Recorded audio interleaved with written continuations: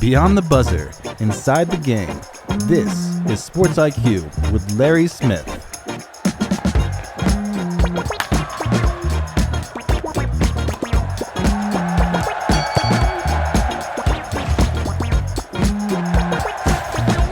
SportsIQ on this Tuesday, November 11th, and we want to start by saying hello. And again, it is Veterans Day. Hopefully, you're getting a chance to spend some time at a ceremony at some point today.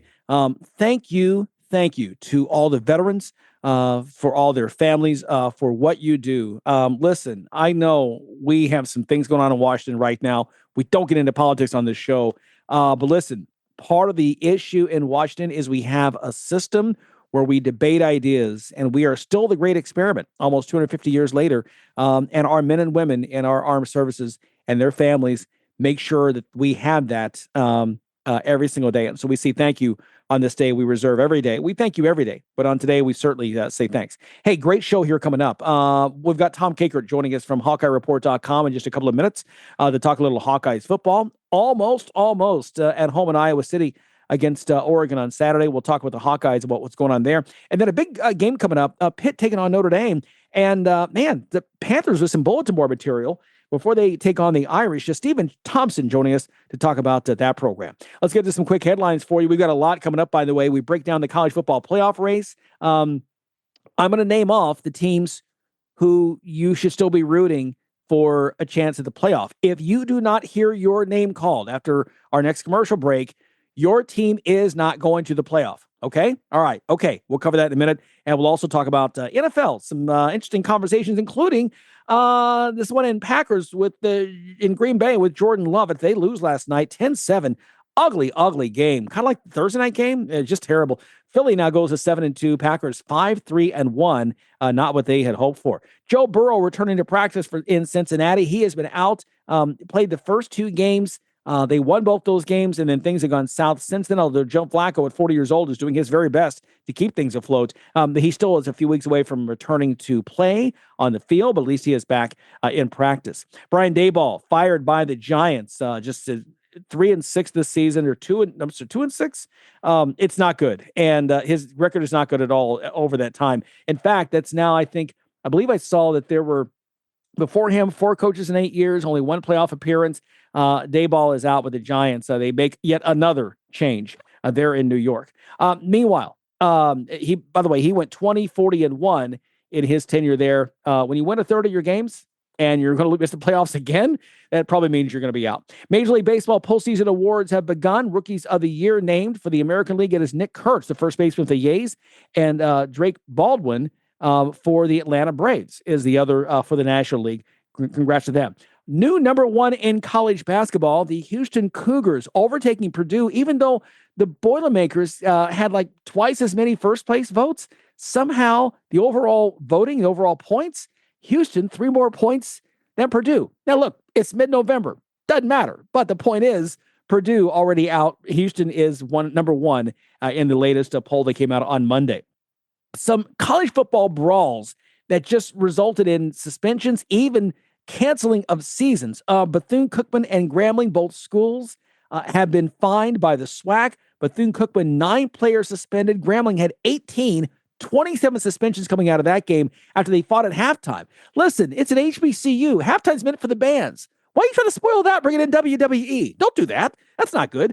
Texas State and Louisiana, 13 suspensions there after Louisiana got the win over Texas State in the Sun Belt. By the way, both those teams still trying to get into a bowl berth. So that was terrible. And in Division III, Guilford College and Averett deciding to cancel the rest of their season after what went on there in those fights. In Division III, they're not on scholarship. They're not going for a bowl. They're like, listen, we're not doing this. Season over. Unprecedented. You just don't see that happen. A couple of news in the NBA. Cade Cunningham, 46 points. Detroit getting the win over Washington, 137-135. The Wizards just 1-10 here to start the season. That is just not the way you want to start any place. But boy, that's just not good there in the nation's capital. Nothing going well in Washington these days, right? And then Giannis had 30 points to spoil a Cooper Flagg's big night. 26 points, 9 rebounds for Flagg. 116-114. The Bucks over the Magic in this one, or over the Mavericks, I should say. And Nico Harrison, the GM, the Boo Birds were out, as producer Tony was talking about before the show. If they had pitchforks and torches, they would have brought him out in this Dallas game. How long does this guy keep his job? Still feeling the wrath as they're trading Luka Doncic, who had a big night, by the way, for the Lakers last night, to LA. Okay, producer Tony has our first guest. Well, Larry, thank you so much. And key game this weekend in the Big Ten is USC taking on Iowa, another big game for Iowa. And we're lucky enough to be joined by Tom Kakert. He's the publisher of HawkeyeReport.com. Tom, thank you so much for taking time to join us. Well, it's good to be here. It's good to be on with you and talking college football, I guess. It's good. It's always good this time of year, right? We are in the heart of the season. We're coming down the home stretch. And Tom, that Iowa defense has played magnificent all season. There is just no other way to put it. They are among one of the best defenses in the country.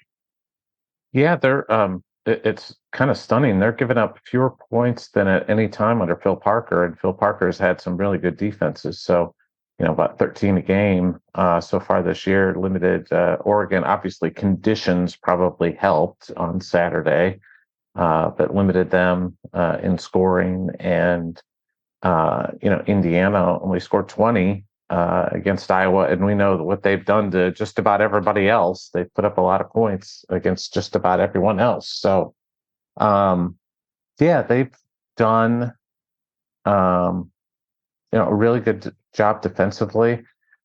They've just been right there for those two huge games, the Indiana game and the Oregon game, right there, final minutes, and just couldn't get across the finish line at home. And I think that's going to be maybe the story of the season is this could have been really special if they could have been able to finish one or both of those games off.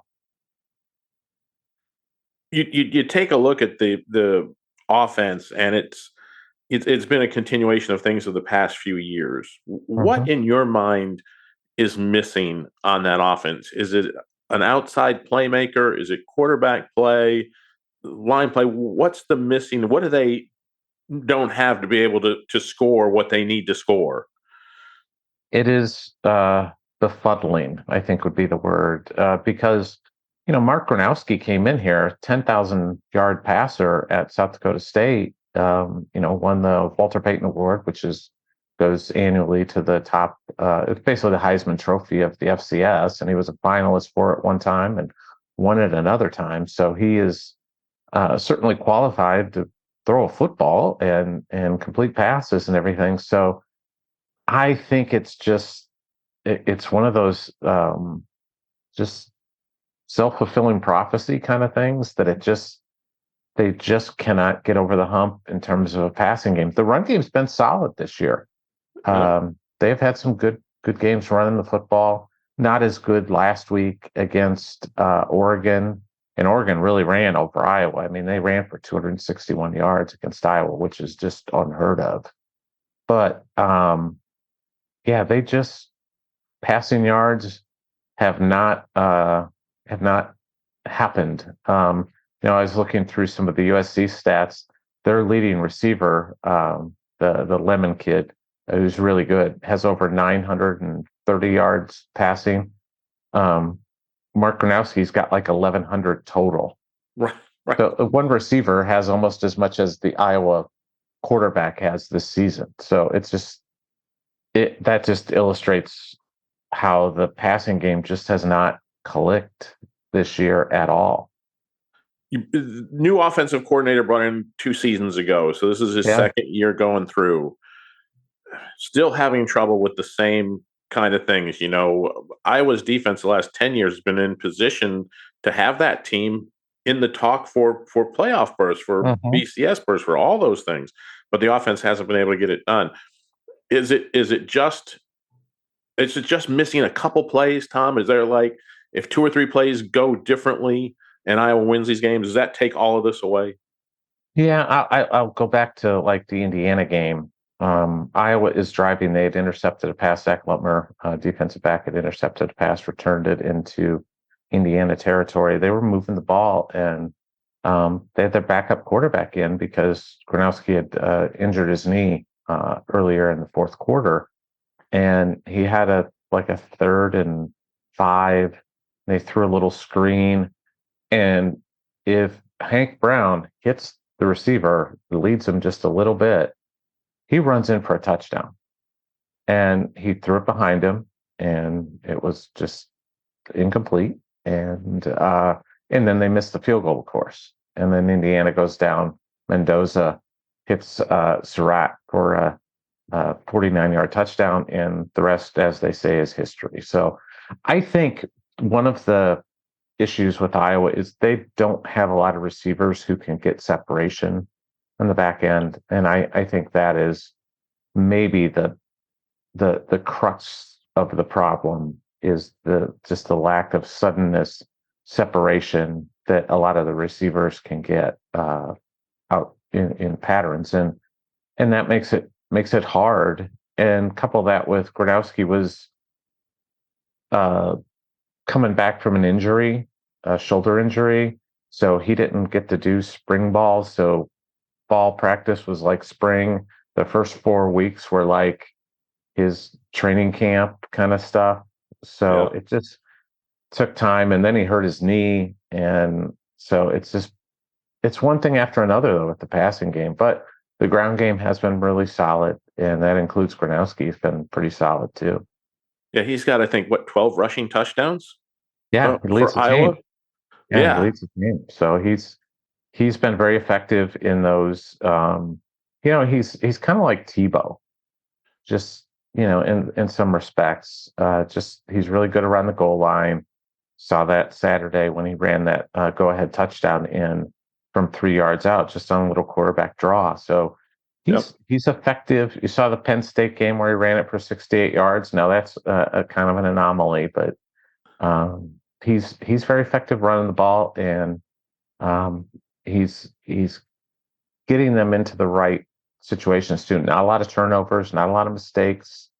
So overall, I think he's done a really good job, but it's just things have not clicked with the pass game. I'd love to get your opinion. You've covered the Big Ten for a lot of years. Yeah. What we're seeing, the point you just made about wide receivers not being able to get separation and open up, has that position group become so key for a lot of teams? Because you look at Ohio State, and they got Tate, Smith, they can get separation anytime they want. They're undefeated. You look at a lot of the other teams doing really well as they've got those playmakers, Texas A&M, Casey Concepcion, Indiana's got Surratt, you got those guys that can get that separation. Has that become as important a position as having a quarterback who can distribute the ball and get it where it needs to be, that you have to have playmakers on the outside in order to be elite in college football these days? Yeah, I think that's fair. I think it's maybe not as important as the quarterback, but just about as important, that you have to have, you saw it with Indiana over the weekend with Omar Cooper stepping in there and making that unbelievable catch to win that game at Penn State, pull that one out of the fire. That was as much about Cooper just making a play as it was about Mendoza having a Heisman moment. He threw a nice ball, but that was an unreal catch. When you're getting pushed out of bounds and you somehow still get your foot down and both feet down and toe tap, I mean, that's crazy. But you look at Ohio State, what has made them unique? Last year they had Egbuka, and he's going to maybe be the rookie of the year in the NFL. And Smith and Tate, and they've got talent there. And you look at what has Michigan lacked in the last couple of years? It's a wide receiver talent. They don't have. You talk to a Michigan fan, and they'll tell you, we like Bryce Underwood, but he's not he doesn't have a lot of weapons with him. You look at Penn State. What did they do this in the portal this year? Because they played in a college football semifinal last year, college football playoff semifinal, didn't complete a pass to a wide receiver. Yeah. They had Tyler Warren, who's otherworldly, where you can throw it to, but they went out and got 3 really good receivers with some suddenness this year for their team. Now, it didn't work out the way they'd hoped, but they're still really talented receivers that can get open. So to me, that's the key. You got to have guys that have some suddenness that can stretch the field, or that can get defensive backs on their heels. Now, you look at the USC game coming up. Yeah. What is the keys to you for Iowa? What makes Saturday successful? Yeah, I think they've got to limit Jaden Maeva from big plays. He's a big play guy that they're going to throw it down the field to their 2 star receivers, and they're going to stretch it, and they're going to Lincoln Riley's known to do that. They've got a pretty good run game too. That's the other thing from Iowa's perspective on offense. USC has been a little susceptible to the run this year. Yep. They can get bullied a little bit. So that's something that I think Iowa is going to try to do. But I would suspect that D'Anton Lynn, the defensive coordinator for the Trojans, is going to just stack the box against Iowa and say, go ahead, we'll let you, you can try and run against us, but we're going to put 8 in the box. So see if you can hit your receivers down the field. And so it's a fascinating kind of chess game, and a huge game for SC, because they still have aspirations for a college football playoff. They've got 2 losses, and they've got a date with Oregon coming up, so they can separate themselves, maybe be that. I think we're all comfortable saying there's going to be at least 2 Big Ten teams in the college football playoff. I think the question is, will there be a third? And that's if Oregon can get to 10-2, SC get to 10-2. Those are really the only ones that have that opportunity right now. So, we'll see what happens. Well, we'll have to look at this game. If it looks like it's being played in a phone booth, I think that's going to benefit Iowa. If it looks like it's played on an Atari game system, that's probably going, and boy, but I just date myself with that. That's going to benefit USC, right? Yeah. And Iowa just has not had, I go back to like last year, the game at UCLA. Iowa started really well, we're running the ball, and then just fell apart and lost that game to not a very good UCLA team, to be honest, and just kind of fell apart and got pushed around on a Friday night out in Pasadena. And you look at the stats, it's there. These teams that travel west just don't seem to play as well, and it goes the other way. I mean, Lincoln Riley finally got over the hump at Nebraska, but I mean, they lost Illinois earlier this year, so they've had their struggles. Washington's had their struggles going east. Oregon's really been the only one that solved it so far, and they've gotten by the skin of their teeth. It's just it's weird. But Kirk Ferentz has not. The only game he's won in the Pacific time zone was a Holiday Bowl in 2019 over USC, ironically, but never on opposing soil, if you will, where they're in a road situation. He hasn't had a win in the Pacific time zone. Now, they haven't played many games. There's some Arizona State games in there, but not a lot. So not like he goes out west very often, but when they do, they have not had success at all. Well, Tom Kakert, thank you so much for joining us. USC taking on Iowa Saturday night out on the West Coast. We'll have to see how it plays out. Appreciate you joining us. Tom Kakert, publisher of HawkeyeReport.com. Appreciate your time today. Thanks for having me on. We will be back right after this with more of Sports IQ. Packages start at $29.99 a month with signed agreement. Restrictions apply. Speak to a representative for complete offer details. See Vivint.com for license details. Terms and conditions apply. Homeowners, if you're looking for the best in home security and smart home technology at a price you can actually afford, we have great news. Now you can get Vivint's award-winning home security systems starting at about $1 a day. U.S. News and World Report has recognized Vivint as the best professionally installed home security system of 2022. And right now, you can get Vivint's home security technology for about $1 a day. Plus, get free professional installation from a licensed technician. Protect your home and loved ones for as low as $1 a day. Call right now for your free home security consultation. 800-613-8053.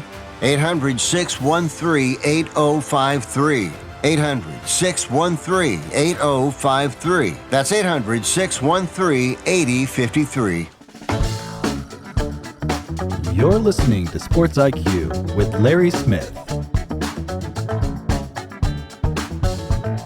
We were talking yesterday. By the way, one thing I want to touch base, I kind of glossed over yesterday, talking about the whole stadiums thing and all the building. So because of all the building that happened with arenas and stadiums in the Big Four leagues, because of that, there were very few old parks left. I mean, obviously baseball, there's Fenway and there's Wrigley and even Dodger Stadium built in 62. The Angel Stadium, ton of renovations. The original building was 66. I mean, that's the one that's kind of Kansas City 73.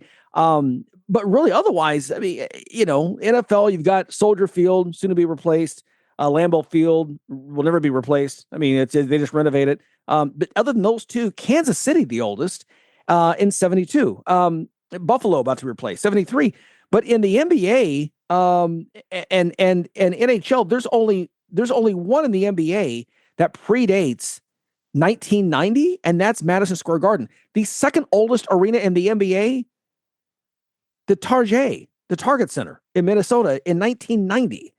That's the second oldest arena in the NBA. And then the oldest, of course, for Madison Square Garden, also the oldest in the NHL. So anyway, just wanted to talk about that. I kind of meant to get to that point and got off on Paul Tagliabue, my story and other stuff. So, which was still good stuff. Our thoughts go out to his family and Lenny Wilkins' family. We also talked yesterday, we teased that we're going to kind of break down the whole college football playoff race. Here's the message. If you hear nothing else I say today, here's the thing. If your team right now is sitting at 3 losses and you're hoping, wishing, praying that they could maybe have a shot, they do not. Okay? They do not. Just hear me now. If your team has 3 losses, they will not sneak into the college football playoff. I can't say it more clearly than that. Here's a breakdown. So right now, there are 3 teams still undefeated, right? Indiana, Ohio State, Texas A&M. There are 7 teams with 1 loss and 13 teams with 2 losses. So that is a grouping right now. 23 teams vying for the 11 spots in the college football playoff. The group of 5 team will be, of course, the 12th spot. 10 teams, no losses or 1 loss, 23 teams with 2 losses. Here's the other piece of this. 14 out of this group will play somebody else in the group. Georgia Tech has 2 games against this 23. Pitt has all 3 games left against this 23. They play Georgia Tech, they play Notre Dame, and they play Miami.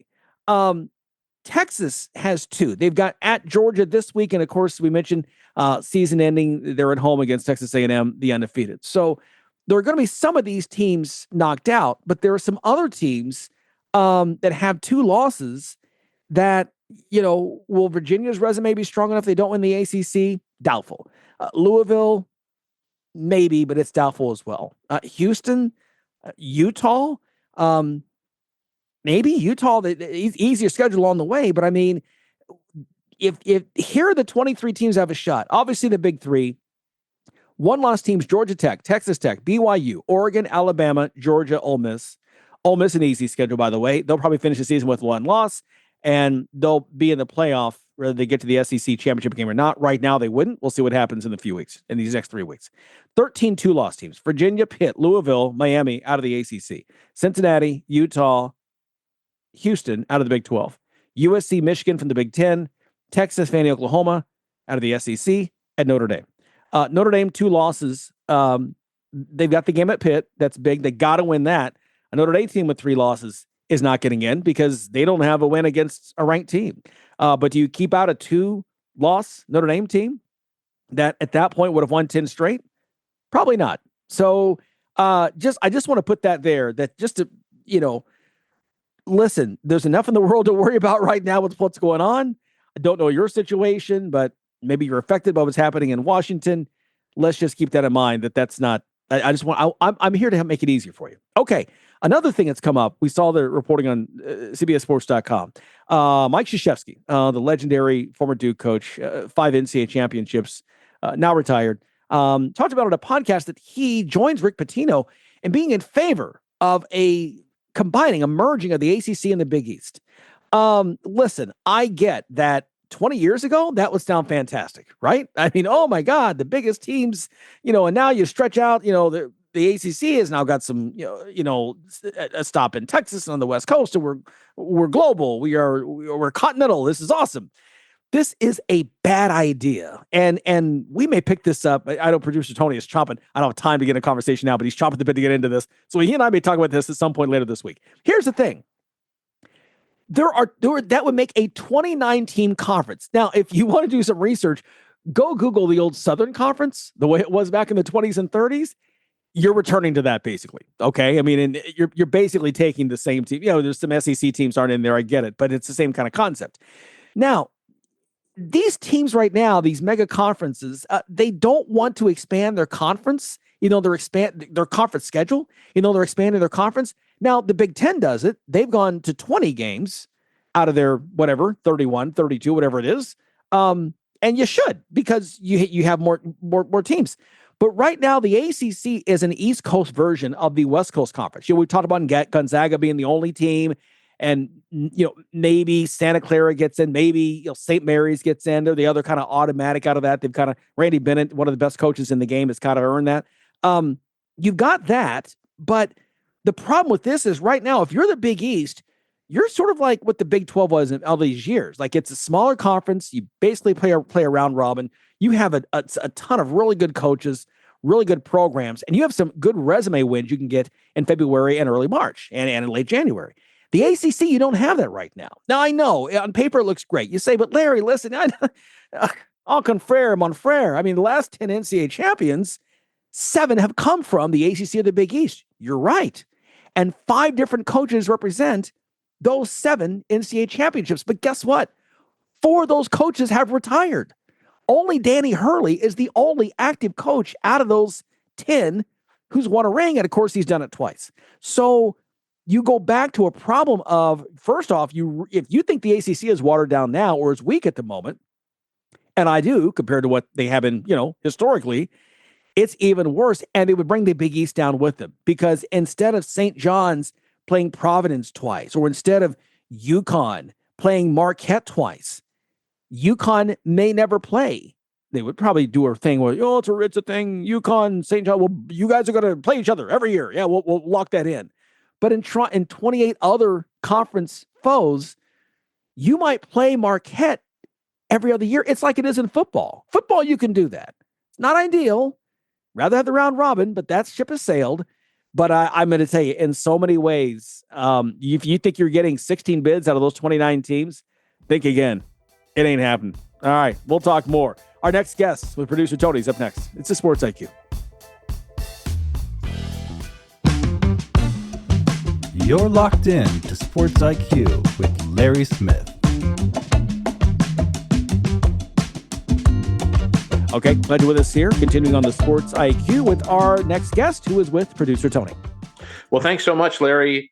And one of the key games, probably a playoff elimination game for a couple of teams at this point of the season. Notre Dame going into Pittsburgh to take on the Pitt Panthers, couple of ranked teams. Should be an interesting ball game. We're lucky enough today to be joined by Stephen Thompson, Pittsburgh Panthers athletics beat writer. Stephen, thank you so much for taking time out of your day to join us. Of course, happy to do it. Let's chat about the game. It's an interesting matchup. 2 teams that are playing really well right now. Both like to throw the ball. Both can run the ball. what are some of the things you're looking at in this contest as you're going in from the Pittsburgh side of things? Yeah, I'd say first of all, there's some health issues. I don't even know if you want to call them issues at this point. They were issues early in the season before the bye week, but all signs indicate that Pitt is getting a lot healthier. So, I'm looking at that linebacker spot with Rasheem Biles, who, before he missed a couple games, was one of the leading tacklers in the ACC. Kyle Lewis, is he fully healthy? He played a couple weeks ago against Stanford. How's he looking? There are a couple defensive ends that have been down. And then Cruz Brookins, one of their really outstanding safeties. So, say first and foremost, and then also, I should mention the left tackle, Jeff Percy. Forgot about him. He's been out for a few weeks now. But that's what I'm looking for first is how many of those starters does Pitt get back for this game, especially on the defensive side of the ball. I think especially those outside linebackers, Rasheem Biles, huge to, I think, kind of containing Jeremiah Love as best they can and be putting some pressure on CJ Carr. I'd say that's where my mind goes first. And it's going to be, Carr always has to be able to throw the ball to kind of open up that running game a little bit, right? Because if you play, you can't make teams allow them to be two-dimensional, right? Mm-hmm. If you're a defense, you want to take something away. Can Pitt take away the Notre Dame running game and put the emphasis on CJ Carr? Well, it's interesting because I think the talk around here is, at least in Pittsburgh, is about how good Jeremiah Love and Price, those guys are. But really, you look at anything from, traditional yards per rush to maybe some advanced stats like success rate or EPA per rush. And Notre Dame Pitt hasn't faced a running back like, Jeremiah Love quite yet this season. But Jeremiah Love hasn't faced a rushing defense like Pitt's this year. I mean, they are top 5 in yards per rush, EPA per rush, success rate. So this is really, in my opinion, an elite unit. And so, especially if they're healthy, if they get Biles back, if they have Lewis in there, if they get a little bit, more out of that defensive end spot. I really love the defensive tackles that they have. I think if, Love and Price are going to beat them, it's going to be on the edges. I'm interested to see if they're going to be able to keep, Love in check, sort of like maybe Miami or to a certain extent Texas A&M was, limit the explosive plays. I think you could maybe live with Love, averaging, 4 or 5 yards a carry as long as, you don't have the 94 yards runs like he had against Boston College. Pitt can be prone to the explosive play every once in a while, but usually it comes in the passing game, not in the rushing game. So I have a really high opinion of this rushing defense. I think if there's anyone on Notre Dame's schedule who's going to be able to tie him down, I think it's this Pitt rushing defense. Well, that should make for quite the interesting matchup. Tell us a little bit about the Pitt quarterback situation. If you're just looking at the stats, you see a couple guys that have each played about 6 games. They've appeared in 6 games, but you do have one who is considered the number 1, right? Yes, Mason Heinschel has pretty firmly taken the controls over from Eli Holstein. That happened, back in week 6, I believe, against Boston College. Holstein, he wasn't playing very well, but I think the numbers maybe didn't look as ugly as maybe, the eye test would have told you. He was really just missing some layups. And there were a bunch of red zone turnovers as well. He's a guy who's Holstein, a fantastic runner. He was able to hit on the deep ball pretty consistently, but Heinschel has been much better down to down, I would say. And the way that a lot of teams have tried to defend this Pitt offense is leave in a bunch of defensive backs in coverage and forcing the quarterback to make a lot of throws and be accurate underneath consistently. And Heinschel has done that, really effectively for the most part. You still see some of the freshman mistakes where he's hunting a big play or he's maybe taken off out of the pocket when he doesn't need to. His ball security, I think, does need a little bit of work as well. But for the most part, Heinschel has been really smart with the football, really efficient. He kind of takes what the defense is giving him, and this offense is built to put, pass catchers and receivers in space. And when he's able to make the simple plays and put his guys in space like that, Pitt's offense is really hummed. And as long as they can avoid penalties, that's something this offense has been able to do consistently, is put together long drives and score. He's young, but I think there's a lot of humility there as well. I think he's very aware of some of his struggles. He's very self-critical. But I think he's really talented as well, and an under-recruited guy from Northern Ohio, up around the Toledo area, but I think intensely loyal to this place. Pitt was his only Power 5 offer coming out of school. Had a couple of other, ACC, Big 10, Big 12 schools poking around at the end of his recruitment, but stuck with Pitt because they kind of believed in him, I think, when really no one else did. But you really notice the live arm, you notice the creativity outside of the pocket. And, if he's able to, avoid some of the freshman mistakes that he's, had over the past, few weeks, especially, 3 red zone turnovers against Stanford. As long as he takes care of the football, I think he leaves Pitt in pretty good position. And that's going to be a key to this game, is taking care of the football. CJ Carr's only been picked off 4 times. Pitt quarterbacks have thrown 12 interceptions, if I'm not mistaken. I think the Notre Dame defense has picked off about 16 passes. So it's going to be crucial for them to complete those short balls and to keep ball security for Pitt to be successful on Saturday, correct? Yeah, absolutely. So like I mentioned, Heinzel has some rushing ability, but he does have some fumble issues that have reared its head. And I think as he's had some more success, he's gotten a little bit more aggressive too. That hasn't always played to his favor, right? Like I think this Pitt offense is at its best when it can play a little bit of ball control and not necessarily ball control, but in the traditional sense, I think people think of running the football and 3 yards in a cloud of dust, but really it's Pitt completing those short passes for 5 or 6 or 7 yards on first down and putting themselves in manageable downs on third downs, because he's been pretty effective on the whole on third downs and especially fourth downs too. So as long as he's able to keep Pitt on schedule, then he's going to be less inclined to take those longer shots and challenge those really outstanding Notre Dame defensive backs. Pitt really has to, I think, especially up front, avoid penalties. I think the offensive line has been prone to some procedural stuff, some holdings here and there. It hasn't always been clean all the way through, but if they are able to avoid being highly penalized like they have at other times this season, then that puts them in a good position. And as long as they're not, in 3rd and 8 or longer, 3rd and 7 or longer consistently, then I think you have confidence leaving the ball in Heinzel's hands and letting him make some plays. How confident do you think the Panthers are in their running game and being able to establish or push the line of scrimmage a little bit just to make sure? Because like we talked about, you can't become one-dimensional, right? You've got to be able to have balance to be able to be successful in big-time college football.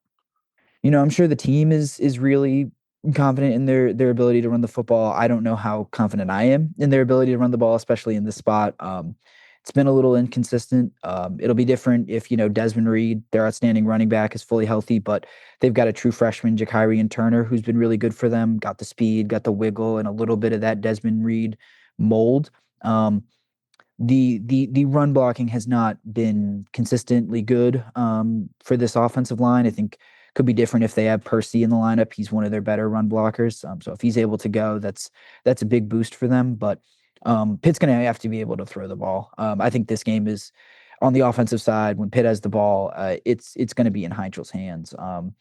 If there is, I think they're going to maybe use some short passes, some screens to guys like Reed, to Kenny Johnson, to Blue Hicks, who's got some speed on the edge. They're going to kind of use that as a pseudo running game a little bit to maybe avoid that front seven from Notre Dame and maybe beat them with their speed on the edges. If Pitt's able to run the ball, that's a huge bonus, but I am not counting on them really being much of a factor in the run game when they have the ball, to be quite honest. What kind of atmosphere are you looking for in the stadium come Saturday afternoon? I mean, this is.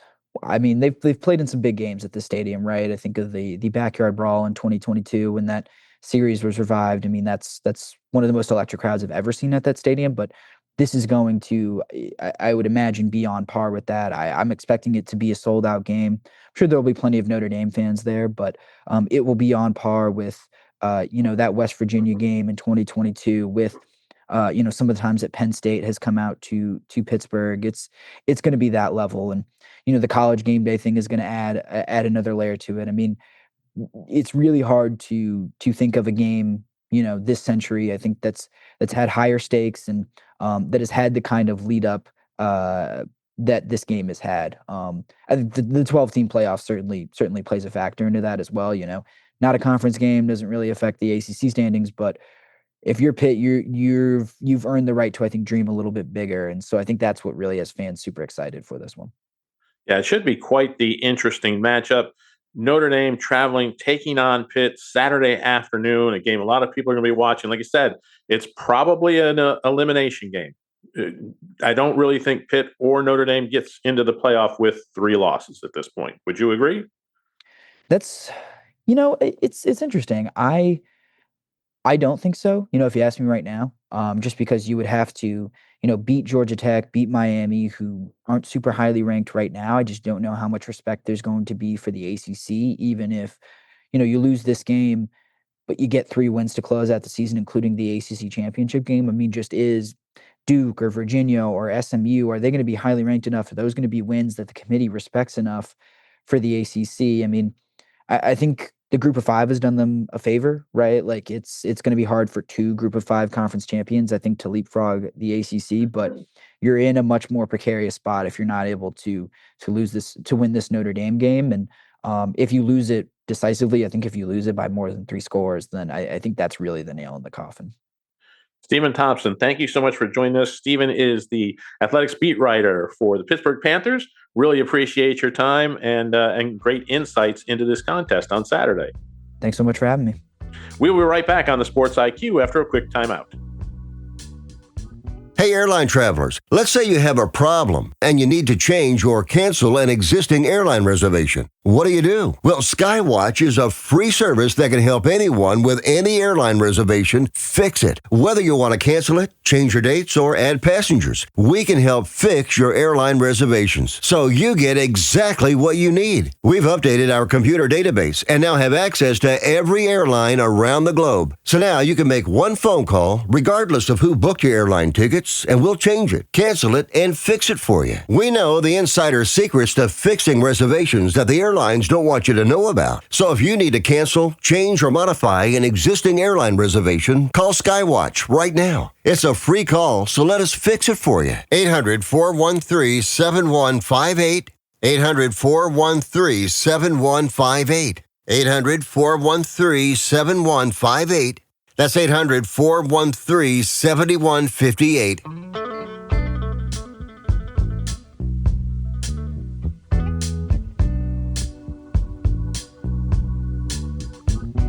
Talk a little NFL right now as we have finished the week, as we mentioned last night. Just an ugly game last night. Okay, but we move forward. It's funny. We began the week and we ended the week with 2 ugly primetime games. Good thing we like football. We just watch it regardless, because otherwise we would have clicked the channel and gone watch something else. So, producer Tony, we always once a week is over, kind of get your thoughts.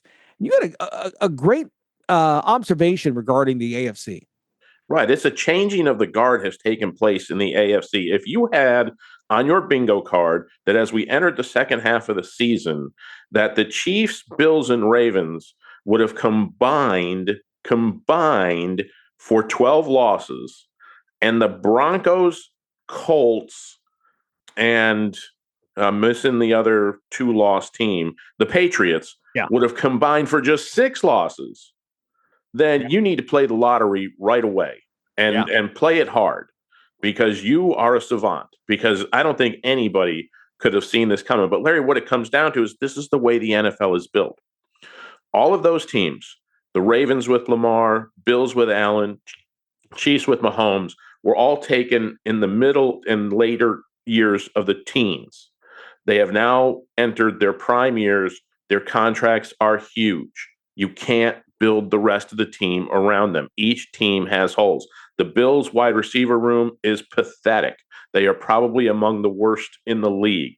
The Ravens have no depth. When their frontline people were hurt, there was nothing. They had to go cheap on all the reserves, and they don't have the depth to back them up.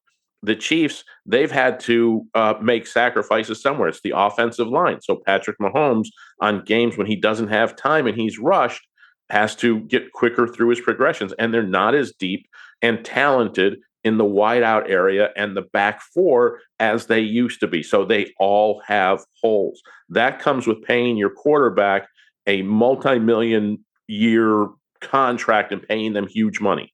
What advantage do the Colts and the Pats and the Broncos have, Drake May, both Knicks, both on their rookie deals. Daniel Jones is on a make good contract with the Colts to try to resurrect his career. They don't have to invest everything in the quarterback. They can build a solid team, which you're seeing with the Colts. Offensive line has been together for 3 or 4 years. They don't have to jettison people to make payroll meet, right?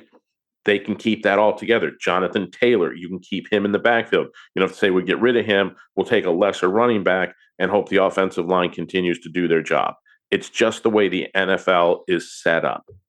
Yeah, you're exactly right. To your point, Bo Nix, look at the salaries right here. $4.6 million is his average salary of what he's making. The Colts, with two, QB1s, right? I mean, Daniel Jones comes in as a free agent, beats on Anthony Richardson for the job. Jones, like you said before, is only he's at a discount, being damaged goods with the terrible years and with the Giants.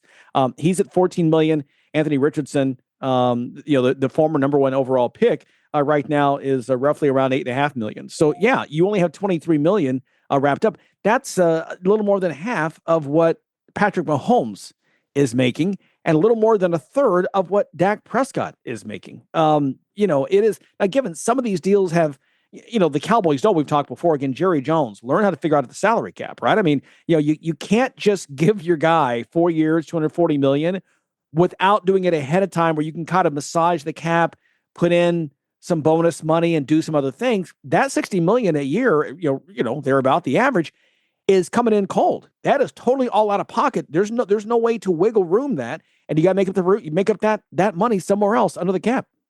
Yeah, and that's why you don't have teams with depth. Look, the Cowboys have had defensive problems. If you've invested in CeeDee Lamb, you've traded for George Pickens, you've got some money in the offensive line, and you got all your money in Dak Prescott, well, somewhere it's got to come due. So you trade Micah Parsons. Yeah, to help you down the road with the draft picks that you picked up. But in the meantime, your defense is now a shell of what it used to be. Hence the Cowboys currently not in the NFC playoffs. Yeah, no question. I mean, it is, when you go through and look at the money that these teams are spending at quarterback, to your point, even Aaron Rodgers right now, his contract, 13.6. Right. When you go through and look at, as you said, the top 4 teams, New England, Pittsburgh, Indianapolis, and Denver, none of them have a quarterback in the top 10 in salary, to your point. I mean, it is, as you just mentioned, Drake May on his rookie deal, same with the Knicks. And then, of course, again, Rodgers is the one veteran, but even he stunned to see he's only making 13.6, to your point. Meanwhile, we've talked about Prescott, Joe Burrow with the injuries. You get injured, you can't help that. He's at $55 million. Josh Allen, $55 million. Jordan Love of the Packers, things aren't going the way they would have liked this year. Well, he's on that second contract. He's an average of $55 million. Trevor Lawrence, the Jaguars, improved, $55 million. I mean, it is Tua Tagovailoa. We know what the Dolphins, the struggles they have had. Lions, Jared Goff are fine. Brock Purdy's been injured. They found a way to stay on top. Justin Herbert right now at 52.5. So there are some success stories. But to your point, also, a lot of those guys, except for Jared Goff, are still younger. And so they are still new in that big money deal. But to your point, like with the Chiefs, Patrick Mahomes is the one that started this with the 10-year deal for $450 million several years ago. So, now at the age of 30, they've had several years of paying out that money, which means several years of having to make do elsewhere. And this is where the Patriots were so successful. Tom Brady kept taking less money. Every year he would restructure his deal. He would take less. You could pay guys around him. In baseball, we talked about Shohei Ohtani, of deferring most of his money after he retires. Why? He makes, tens of millions of dollars in endorsements. He doesn't need the money. Smart move. I'll take less now, go get better players, pay me later, we'll win titles. They've won 2 titles in 2 years since he's been with the Dodgers. Yeah, I mean, it's all about how you can manage the cap in pro sports these days. All the leagues that have these caps, you've got to find a way to be able to bring people in and still stay within your budget.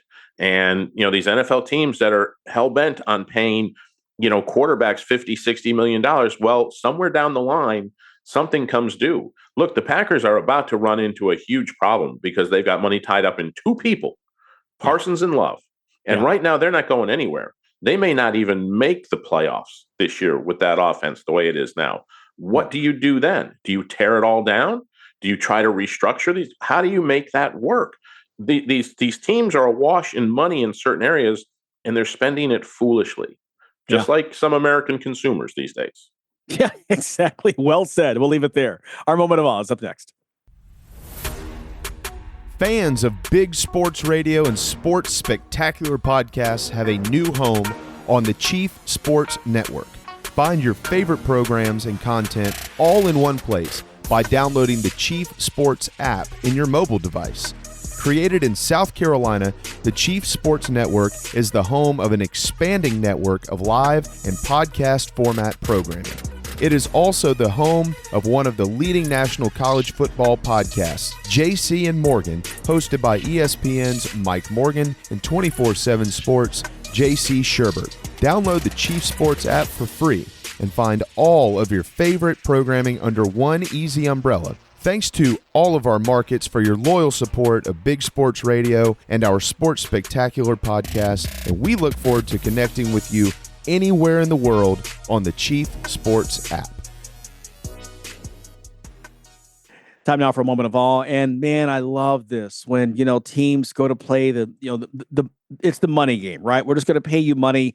We're a 25-point favorite. Doesn't matter. You're getting paid and we get a win on our resume and we get to work on some things for conference play. But I love when it backfires. So last night, North Greenville, a university you probably didn't know even existed, A, or had a basketball team, B, I raised my hand for both, beat Gardner-Webb 92-81. You're like, Gardner-Webb, they're barely in Division I. Yeah, they've been Division I for a few years now. And by the way, they were a power at once upon a time in NAIA, if you want to go way back. But anyway, the Crusaders of North Greenville, they're actually a Division II school. So yeah, they were brought in to kind of just be fodder, right, for Gardner-Webb, and it did not happen. 92-81 was the final count Monday night. North Greenville over Gardner-Webb. By the way, they're running Bulldogs at Gardner-Webb now 0-3. You got some things to work on here in the second week of November. All right, we got to run. Got to get out of here. Thanks to our guests. Thanks to you as well. We appreciate you. Be safe. And again, thank you to the veterans, every single one of you and your families for making this country what it is. It's a Sports IQ. We'll see you tomorrow. Thanks for listening to Sports IQ with Larry Smith, Monday through Friday. Continue the conversation at SportsIQ LS. We'll see you next time.